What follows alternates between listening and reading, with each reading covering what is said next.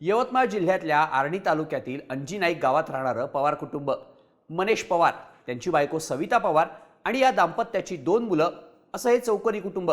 शेती करून पवार कुटुंबाचा उदरनिर्वाह चालतो. सोबतच हे कुटुंब गावातल्या राजकारणातही सक्रिय असतं. त्यामुळं साहजिकच गावातल्या प्रत्येकासोबत त्यांचा संपर्क यायचा. ते गावातल्या प्रत्येकासोबतच मिळून मिसळून राहतात.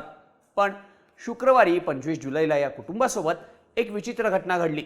शुक्रवारी रात्री जेवण करून पवार कुटुंबीय त्यांच्या घरी झोपलं होतं. अशात शनिवारी पहाटेच्या सुमारास घरात मोठा आवाज झाला. काय झालंय हे बघण्यासाठी मनेश पवार आवाज आल्याच्या दिशेने गेले. तेव्हा त्यांची पत्नी सविता दरवाजाजवळ खाली कोसळलेली त्यांना दिसली. हे बघून मनेश घाबरले. आपल्या बायकोला उचलण्यासाठी ते जवळ गेले.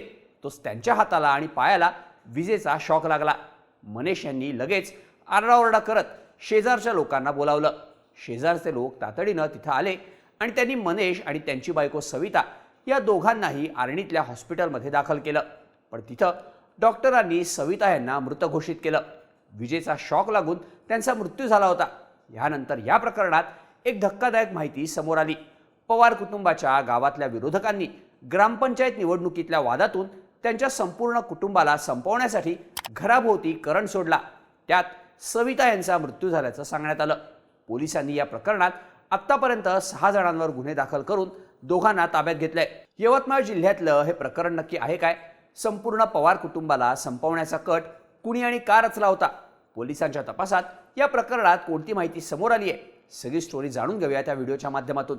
नमस्कार, मी शार्दूल आणि तुम्ही बघताय बोल भिडू. सुरुवातीला यवतमाळ मधल्या अंजीनाईक गावात राहणाऱ्या पवार कुटुंबासोबत घडलं काय ते बघूयात. मनेश पवार, त्यांची बायको सविता पवार, त्यांचा 13 वर्षांचा मुलगा चंदन आणि 11 वर्षांची मुलगी परिदी शुक्रवारी जेवण करून त्यांच्या घरात झोपले होते. यानंतर पहाटे साधारण 2:30च्या सुमारास सविता यांना जाग आली. बाथरूम घराच्या बाहेर असल्यानं लघुशंकेला जाण्यासाठी सविता घराबाहेर जाऊ लागल्या. पण सविता यांनी घराचा दरवाजा उघडताच त्या अचानक खाली कोसळल्या. यानंतर लगेच मनेश घराच्या दरवाजापाशी धावत येऊन पोहोचले. तेव्हा दरवाजाला हात लावल्यावर मनेश यांच्या उजव्या हाताला आणि पायाला करंट लागला आणि ते सुद्धा घराच्या बाहेर फेकले गेले. यानंतर मनेश यांनी एकच आरडाओरडा करायला सुरुवात केली. मनेश यांचा आवाज ऐकून शेजारचे राजू पवार, राजू राठोड आणि इंदल पवार तिथं दाखल झाले. तेव्हा मनेश यांच्या घराबाहेर त्यांना एक लोखंडी तार असलेली दिसली. या तारेमध्ये विजेचा करंट होता. शेजारच्या लोकांनी या तारेत करंट कुठून आलाय हे शोधून काढलं. विजेचा सप्लाय बंद केला आणि त्यानंतर लगेचच सविता आणि मनेश या दोघांना आर्णीतल्या सरकारी हॉस्पिटलमध्ये उपचारासाठी दाखल करण्यात आलं. हॉस्पिटलमध्ये गेल्यावर डॉक्टरांनी सविता आणि मनेश यांना तपासलं. पण तोपर्यंत सविता यांचा मृत्यू झाला होता. उजव्या हाताच्या पंजाला विजेचा शॉक लागून सविता यांचा मृत्यू झाल्याचं डॉक्टरांनी सांगितलं. यानंतर अंजीनाईक गावात एकच खळबळ उडाली. पवार कुटुंबाच्या घराबाहेर लोखंडी तारा लावून त्यात विजेचा करंट कोणी सोडला याची चर्चा गावात होत होती. घडलेल्या प्रकारामुळे गावात तणावाचं वातावरण निर्माण झालं होतं. या घटनेची माहिती मिळाल्यावर घाटंजी पोलीस स्टेशनचे ठाणेदार घटनास्थळी दाखल होत त्यांनी पंचनामा केला.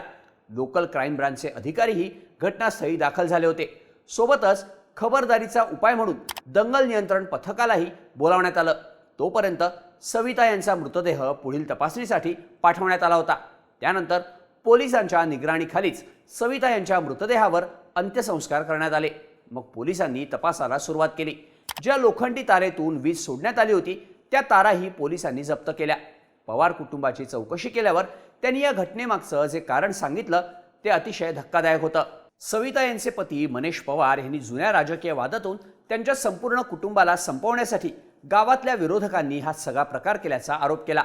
मनेश यांनी पोलिसात दिलेल्या तक्रारीनुसार पवार कुटुंबाचे गेल्या अनेक वर्षांपासून गावातल्या राठोड आणि चव्हाण गटातल्या काही लोकांसोबत ग्रामपंचायतीच्या निवडणुकीवरून वाद होते. अंजीनाईक गावात राहणारे इंदल राठोड, गणेश राठोड, सुदाम चव्हाण, विनोद चव्हाण, राजू जाधव आणि चेतन चव्हाण या राजकीय विरोधकांसोबत हे वाद होते. काही स्थानिक पत्रकारांनी दिलेल्या माहितीनुसार गावातल्या ग्रामपंचायत निवडणुकीच्या राजकारणावरून त्यांच्यात जुना वाद होता.